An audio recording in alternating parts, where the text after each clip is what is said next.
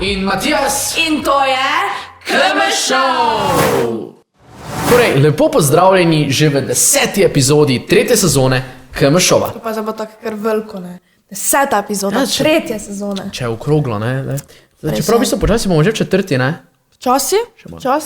Ampak najprej še moramo oddelati, oziroma najprej si še moramo ogledati današnjo, se pravi 10. epizodo in seveda, kot vedno, najprej sledi Infokanal. In ponovno te opominjava na dogodek, ki ga organiziramo v sodelovanju s Speech Booty Plan.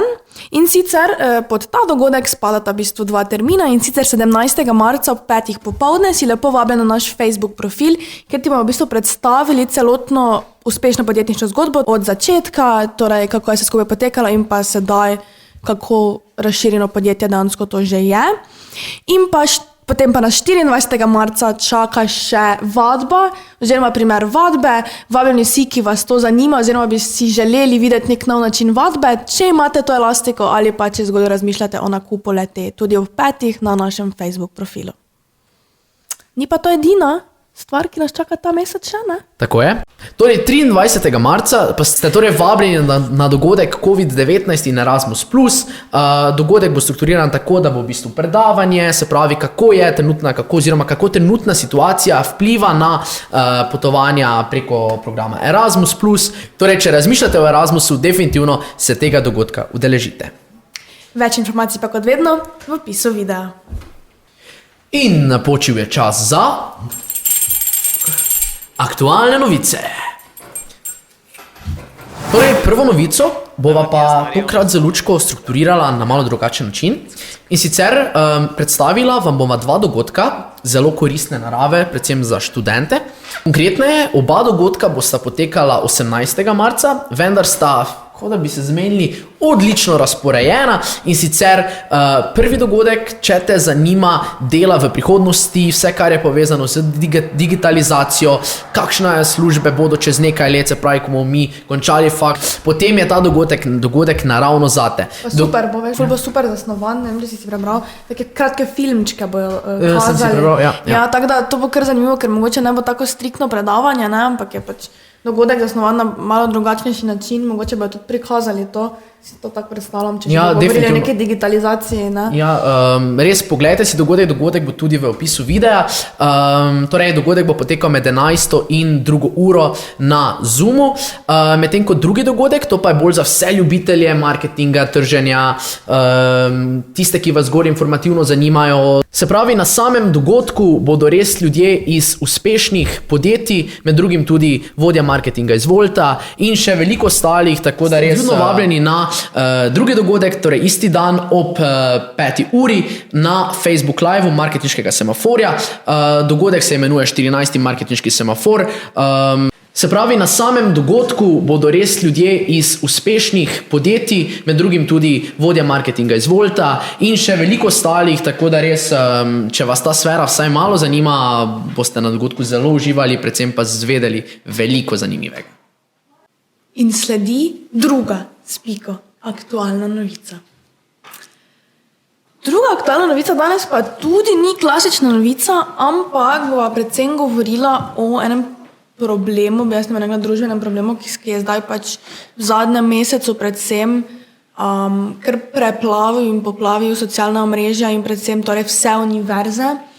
In to so v bistvu zgodbe spolnega nasilja, ki prihajajo na plano, še posebej potem, ko je spregovorila ena izmed prejšnjih študentk AGRFT-a v Ljubljani in sedaj pač prihaja na plano več zgodb in sicer zakaj se to dogaja, ne? Torej, trenutna ureditev spolnega nasilja in posilstva v kazenskem pravilniku je pač zastarela in totalno družbeno nepravična in že pač 3 oziroma 4 leta se trudijo spremeniti. Tema je postala predvsem javnosti zanimiva potem, ko so v bistvu na koprskem sodišču oprostili nekoga, ki je bil torej obtožen spolnega nasilja, zato ker je takratna žrtev torej spala in je s tem teoretično ni prisilil in pač s tem smo nekako pokazali, da mi v kazenskem zakoniku nimamo tega dovolj dobro opredeljenega, torej da samo ja pomeni ja.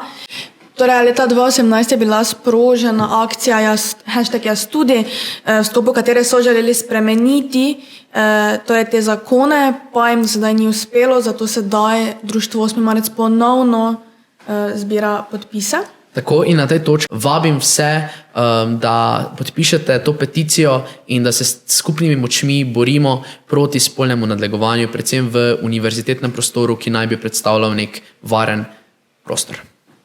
Mimogrede, link do peticije pa bo v opisu videa. Tako da res... Vse najdete v opisu videa. Kot vedno. In pred vrati je 25. marec. Matijas, kaj to pomeni? Čakaj, to je pa moj drugi najljubši praznik, mislim, da rečem doma. Čakaj, prvi je dan žena, drugi pa materinski dan, seveda. Seveda, dan, ko se spomnimo na naše mamice in nesemo kako rožico ali pa čokolado. Kaj takega, zelo priporočljivo. To. Ja, recimo, ne, lončnice kake. In Matijas, veš ti sploh odkot izvira materinski dan? Ja, to pa sem nekaj prebral. V bistvu materinski dan izvira iz ZDA, oziroma tam so ga prvi začeli že leta 1910 začeli praznovati. Kmalu zatem, se pravi po koncu prve svetovne vojne, je pa ta praznik prišel tudi v Evropo. In v bistvu ne vem, če veš, ampak ni pa to zgolj naključno zbran en dan za to, temveč je v ozadju tudi na ta dan en krščanski praznik. In v bistvu zaradi tega krščanskega praznika potem posledično tudi, ki je nenazadnje tudi povezan z rojstvom, so se zato potem odločili, da naj bo to ravno 25.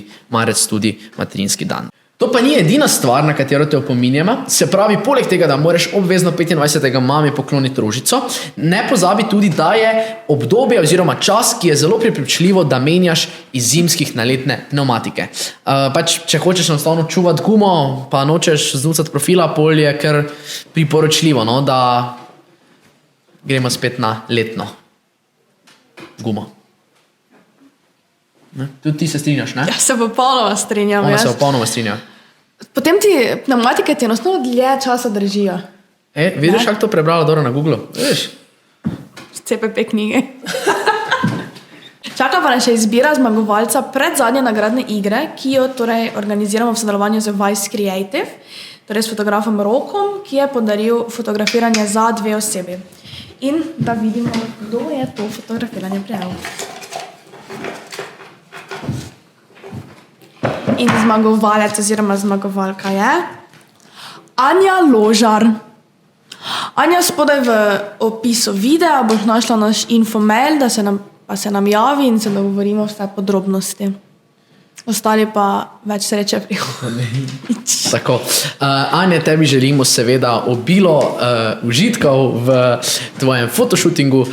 Hkrati se vam pa tudi na tej točki z Lučko zahvaljujemo za ogled in pa kot vedno ostanite zdravi. Pa ne pozabite lajkati tega videa, se naročite naš kanal in pa se da vklopite obvestil z tega zvončka, da vas bomo obveščali o prihajajočih videih in nič. Vidimo se, ko se vidimo. Čau, čau.